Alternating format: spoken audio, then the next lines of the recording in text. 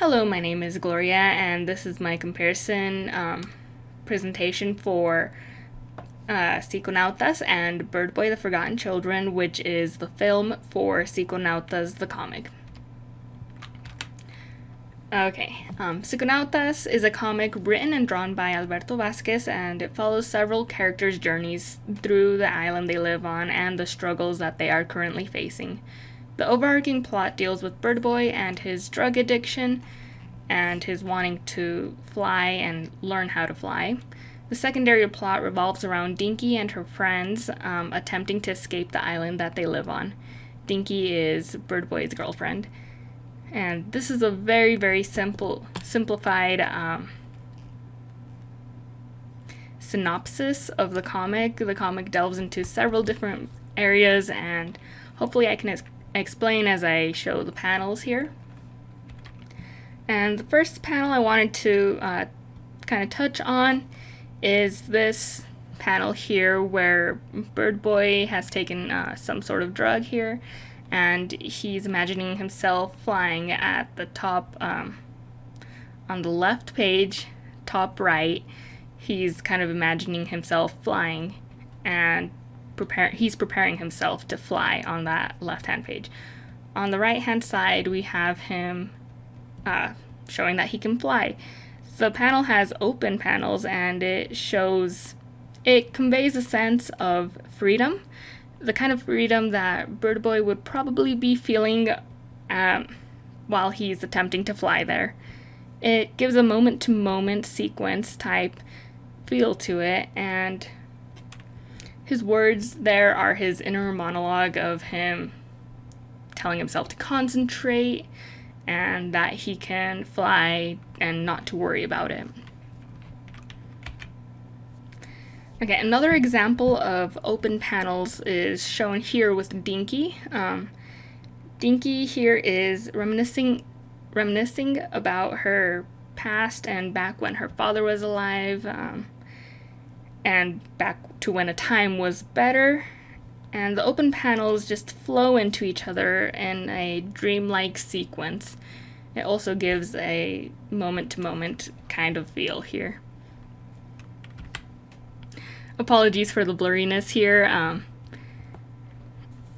and there's not much to touch on this panel here, but I wanted to focus on the left side, bottom right panel. I just thought the transition from the bottom panel to the left page on the next scene was very neat. The left page also gives like a moment-to-moment, quick, fast-paced feel to the reader as the reader is slowly pulled in to focus on one of the other characters. The comic also very briefly touches on, and his name is Zachariah. He's a fisherman there. But I just thought it was very neat how it transitions from a background image to closer and closer up until we see a character appear there.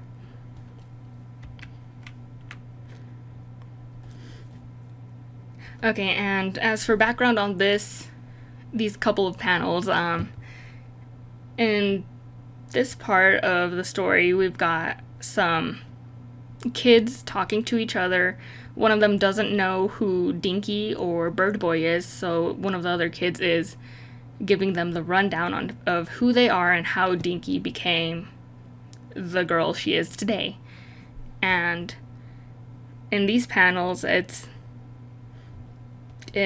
feels very non sequitur, and all the images don't exactly make sense if you look at them directly.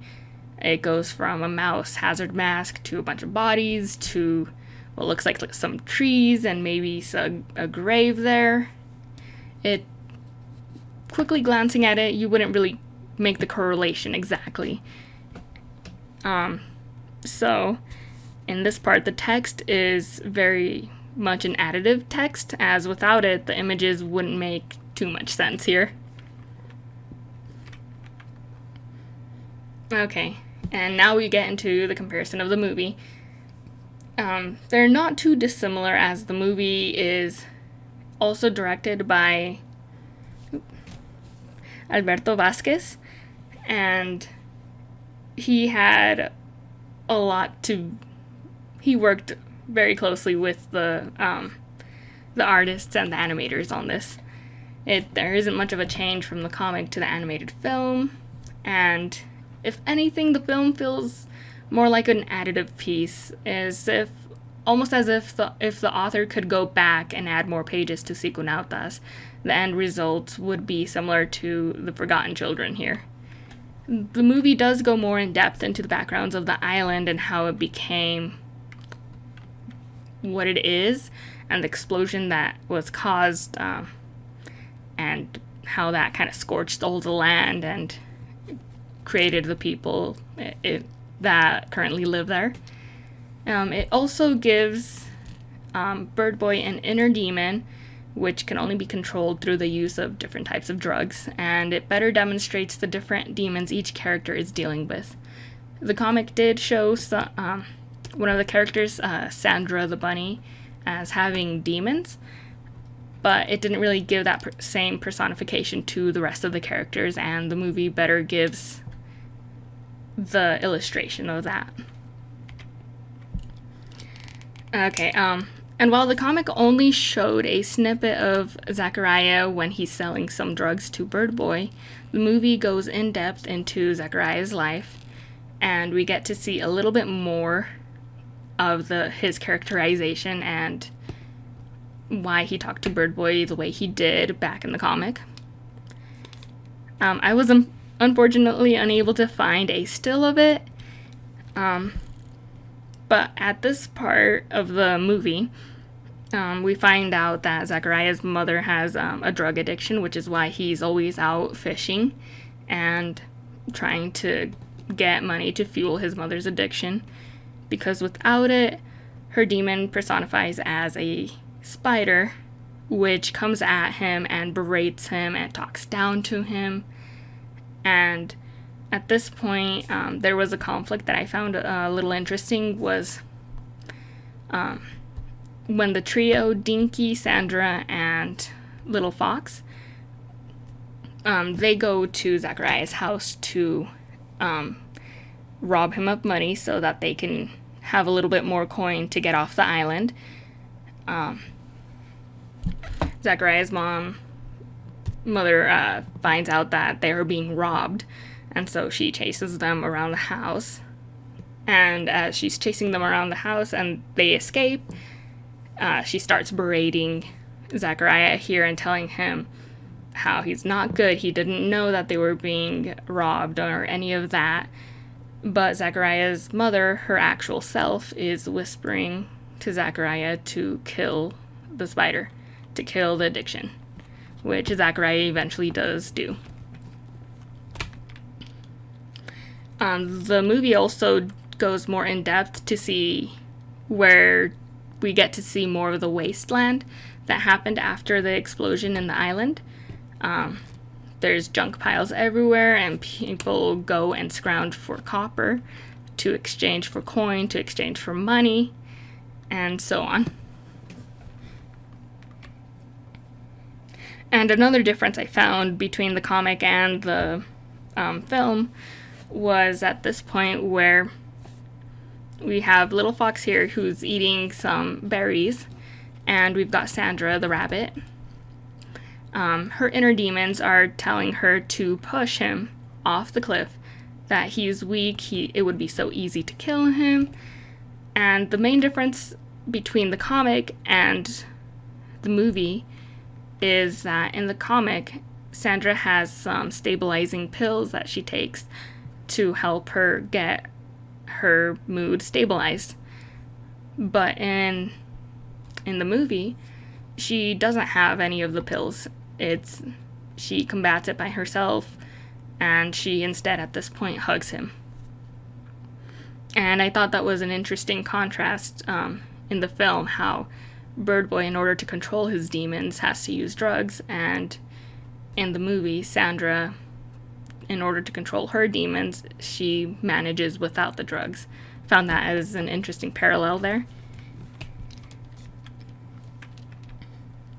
And another point in the movie here is Birdboy attempting to face his demons. In the comic, he never really faces them. He just uses drugs as a coping mechanism. But in the movie, he goes back to the lighthouse where his father used to live before he was killed by the policeman. He goes back to the lighthouse and faces his demons, gets better control of them, and I do believe he turns on the lighthouse and helps lead Sandra and her group. Oh, not Sandra. Dinky and her group to safety waters while using the lighthouse. Again, another difference. Birdboy has this somewhat of a sanctuary within the burned forest. It's very well hidden. It's under a rock in a cave. And in this area, the land is green, it's plush, there's no dead trees or animals. He's taking care of all the birds there. And as a bird dies, they become these little golden, souls, who also drop these golden acorns, which are things that Birdboy has been planting into the ground, which was passed down to him from his father. His father would also go around planting these acorns, trying to bring life back into the forest, which the policeman thought he was transporting drugs, but instead he was planting acorns, and they shot him. And here Birdboy is just looking at an acorn. He's going to take it and eventually plant it. And at the end of the movie, it does turn out that the policemen catch up to Birdboy, and again, thinking that he is similar to his father and is transporting drugs, they shoot and kill him, by which he turns into a soul, a little golden flying soul, who turns up at Dinky's house and leads her to the sanctuary.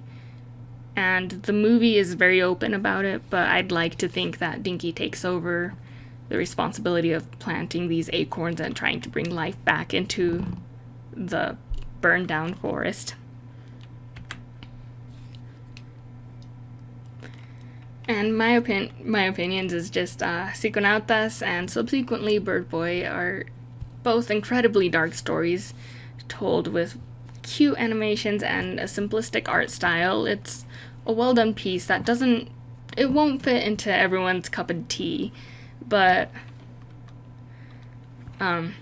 if you have the chance to try it out and take a read or take a look at it, I would definitely recommend it. I felt as if the comic were lacking some of the information that the film covered, but again, that might be an error on my part, as reading Spanish isn't my strong suit. It's not the easiest thing for me, and I could have misread or missed crucial details in the story that go over what I was missing. And as a final conclusion, and some extra things that I found interesting that didn't fit in anywhere else, was in the comics, whatever drug Birdboy is taking, that gives a little synopsis of what that drug is, what it's made out of, side effects, and what that specific drug is intended for, and things that could happen to the drug taker. And I thought that was a really neat detail to add. I just found it interesting. And another interesting thing that both the comic and the movie have is that Dinky's stepfather isn't actually a mouse, but he's kind of portraying himself to be a mouse. He's got these ears on, and he's got the look down, but he's not exactly it. And I just found that interesting. And thank you for watching this.